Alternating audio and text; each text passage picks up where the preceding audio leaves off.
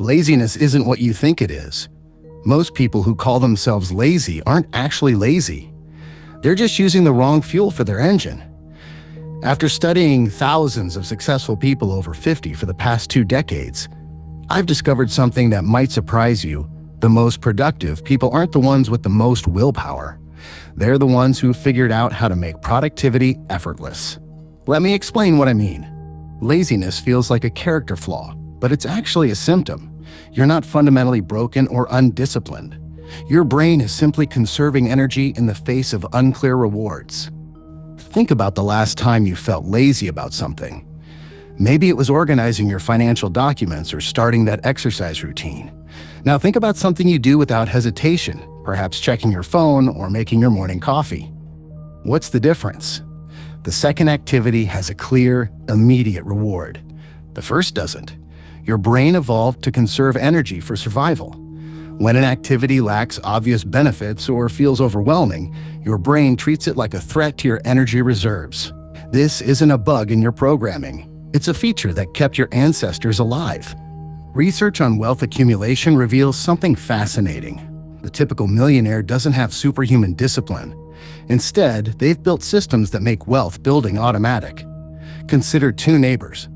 Both earn $85,000 annually. One retires with $3 million. The other barely has $200,000. The difference? The first automated their savings before they saw their paycheck. The second tried to save what was left after spending. Same principle applies to escaping laziness. Don't rely on willpower. Build systems that make productivity automatic. Just as wealthy people spend less than they earn, productive people commit to less than they can handle. Sounds backwards, right? Most people overcome it. They create to-do lists with 20 items. Then they feel overwhelmed and do nothing. Smart people choose 3 priorities. They complete them. They feel accomplished. This creates momentum. Your energy is finite. Treat it like money. Budget it carefully. Spend it on what matters most. Productive people spend their time differently than busy people. They invest hours in ways that compound. Take financial planning. Wealthy people spend approximately 8.4 hours monthly planning investments. People with similar incomes but little wealth spend only 4.6 hours. That extra time compounds. Over years, it creates enormous differences in outcomes. Same applies to any skill. Want to escape laziness around health? Invest time planning your approach. Don't just try harder. Research shows people who spend time planning workouts actually do them. People who rely on motivation don't. Here's where people go wrong. They chase impressive-looking activities instead of effective ones. They join expensive gyms instead of walking daily. They buy elaborate planners instead of using simple systems. The most productive people care more about results than appearance. They'll use a basic notebook if it works. They'll do simple exercises if they're effective. They don't need their methods to impress anyone. This matters for escaping laziness because status seeking drains energy. When you stop worrying about looking productive, you can focus on being productive. Successful people don't rely on external motivation. They build internal systems. Consider weight loss. People who depend on trainers, special foods, or complex programs often fail. Why? Because when the external support disappears, so does their progress. People who succeed build habits that work independently. They find exercises they enjoy. They develop sustainable eating patterns. They don't need someone else to make them do it. Same principle defeats laziness. Don't wait for motivation. Don't depend on accountability partners. Build systems that work even when you don't feel like it. Your children, if you have adult children, should be economically independent. Similarly, your goals should be self-sustaining. Goals that require constant willpower fail. Goals that run on systems succeed. Consider 2 people trying to read more. One relies on willpower to pick up books. The other leaves a book on their pillow every morning. Who reads more? The second person built a self-sustaining system. The book reminds them automatically. No willpower required. Wealthy people excel at recognizing valuable opportunities. They invest in appreciating assets, not depreciating ones.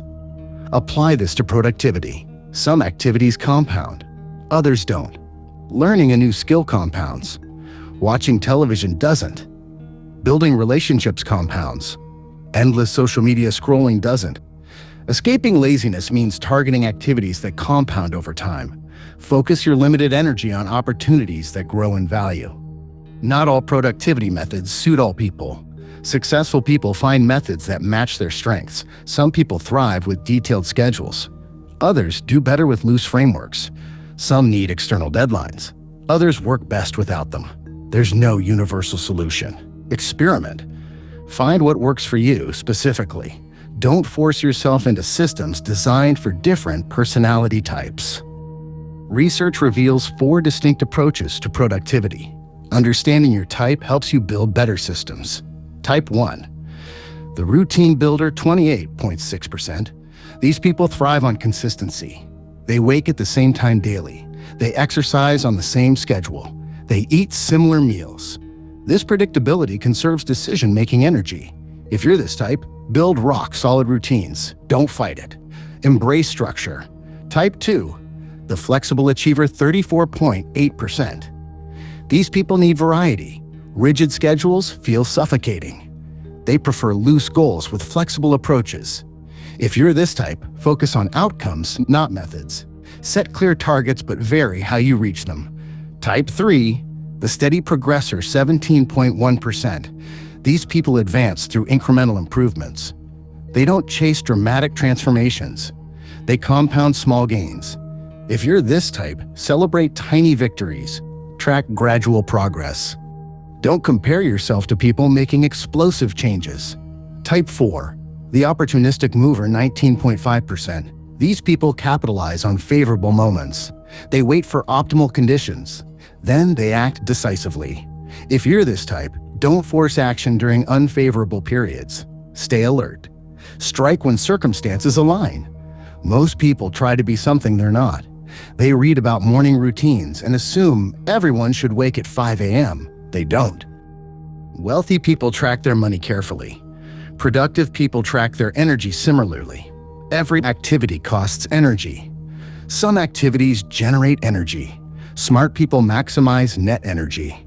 For example, social media typically costs more energy than it generates. You feel drained afterward. Exercise typically generates more energy than it costs. You feel energized afterward. Track this for yourself. Rate activities from -3 severely draining to +3 highly energizing. Over a week, you'll see patterns. Then make one change. Replace your most draining activity with your most energizing one. Don't try to overhaul everything. Just make this single swap. Here's what most people miss about escaping laziness. They're looking for dramatic transformations. They want to go from lazy to super productive overnight. This never works. Never. What works is the compound effect. Small improvements compound over time into remarkable results. Consider reading. If you read just 10 pages daily, you'll complete about 15 books yearly. That's more than most people read in 5 years. Yet 10 pages takes maybe 15 minutes. The math seems obvious, but most people still chase dramatic changes. They commit to reading 2 hours daily. They last 3 days. Then they quit. Small changes sustained beat large changes abandoned. Always. Let's address the real reason people stay lazy. It's not actually laziness. It's fear. Fear of failure. Fear of success. Fear of judgment. Fear of discovering you're not as capable as you hoped. These fears masquerade as laziness. You tell yourself you're just being lazy. This feels better than admitting you're afraid. But once you recognize the fear, you can address it differently. Fear responds to evidence. Start small. Prove to yourself that you can succeed. Build evidence against your fears. Each small success weakens the fear slightly. Compound enough small successes, and the fear loses its power. Humans are social creatures. Our behavior reflects our social environment more than we'd like to admit. Research on wealth accumulation shows this clearly. People living in high-consumption neighborhoods struggle to save money, even high earners. The social pressure to spend overwhelms their financial discipline. Same applies to productivity. If everyone around you celebrates being busy but accomplishes little, you'll likely follow that pattern. Choose your influences carefully. Find people who demonstrate the productivity patterns you want to develop. This doesn't mean abandoning your friends. It means adding influences who model effective behavior. If you're over 50, you have advantages younger people lack: experience, perspective, resources. Use them. You've already learned what doesn't work.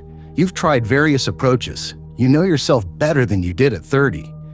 This knowledge is valuable. Don't ignore it chasing methods designed for 20-year-olds. Build systems that leverage your experience. You also likely have more control over your schedule than younger people. Fewer obligations, more autonomy. This is enormous. Use it strategically. Technology promises to make us productive. Often it does the opposite. Every app claims to solve your problems. Every platform promises to organize your life. Most add complexity instead of removing it. Simple systems usually beat complex ones. A paper notebook often outperforms elaborate digital systems. Why? Because you'll actually use it. Don't adopt technology for its own sake.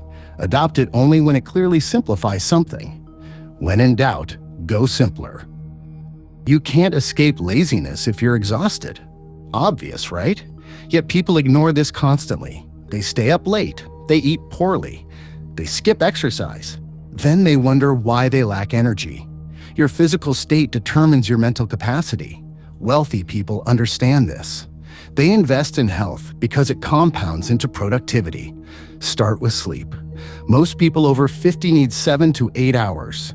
Not 6, not 5, 7 to 8. Non-negotiable. Fix your sleep before attempting other changes. Everything else becomes easier with proper rest. Every decision consumes energy. Successful people minimize unnecessary decisions. This is why routines work. They eliminate decisions. You don't decide whether to exercise. You exercise at 7 a.m. Decision made. Audit your day. How many trivial decisions are you making? What should you wear? What should you eat? When should you work? Eliminate these decisions. Establish defaults. Conserve your decision-making energy for important choices. What gets measured gets managed, but most people measure the wrong things. They measure hours worked instead of results achieved. They measure activity instead of progress. They measure effort instead of outcomes. Measure what actually matters. If you want to escape laziness around writing, don't track time spent at your desk. Track words completed. Results-based measurement reveals the truth. You can feel busy all day, but accomplish nothing. Measuring results exposes this. Your environment shapes your behavior more powerfully than your willpower. Want to eat healthier? Remove junk food from your house. Simple, effective, no willpower required. Want to exercise more? Put your workout clothes where you'll see them first thing. Want to read more? Place books everywhere. Remove the television from your bedroom. Design your environment to make good behaviors easy and bad behaviors hard. This isn't cheating. It's intelligent. Some people need external accountability. Others don't. Know what you are. If you benefit from accountability, build it intentionally. Find someone who will actually hold you accountable. Not someone who will make you feel better when you fail. Someone who will call you out. If you don't need external accountability, skip it. Don't feel obligated to join groups or find partners. Some people work better alone. Sometimes. This is certain. The question isn't whether you'll fail. It's how you'll respond when you do. Most people respond by quitting. They miss a few days and abandon the entire effort. This guarantees failure. Successful people expect failure. They plan for it. They build systems that accommodate it. Miss a day, return immediately. Don't wait for Monday. Don't wait for next month. Return now. The gap between failing and returning determines success. Escaping laziness isn't about this week. It's about the next decade. You're over 50. You probably have 30 or 40 years remaining. What you build now compounds across that entire period. Think long-term. Don't chase quick fixes. Build sustainable systems. Small improvements maintained for years beat dramatic changes abandoned after weeks. Stop reading. Start acting. Not tomorrow. Now, pick one thing, just one. The smallest possible change that moves you forward. Maybe it's putting on workout clothes. Maybe it's reading one page. Maybe it's writing one sentence. Do it now. Then do it again tomorrow. Then the next day. Don't add anything else until this becomes automatic. Resist the urge to overhaul everything. Just build this one habit. After it's automatic, truly automatic, not just easy, add the next small thing. Not before. This is how you escape laziness in 2026. Not through dramatic transformation. Through patient, persistent accumulation of small improvements. The research is clear. The people who succeed aren't the ones with the most willpower. They're the ones who build the best systems. They understand that motivation is unreliable. Systems are reliable. You can do this. Not because you're special, because the method works for ordinary people who apply it consistently. Start now. Start small. Stay consistent. The compound effect will handle the rest.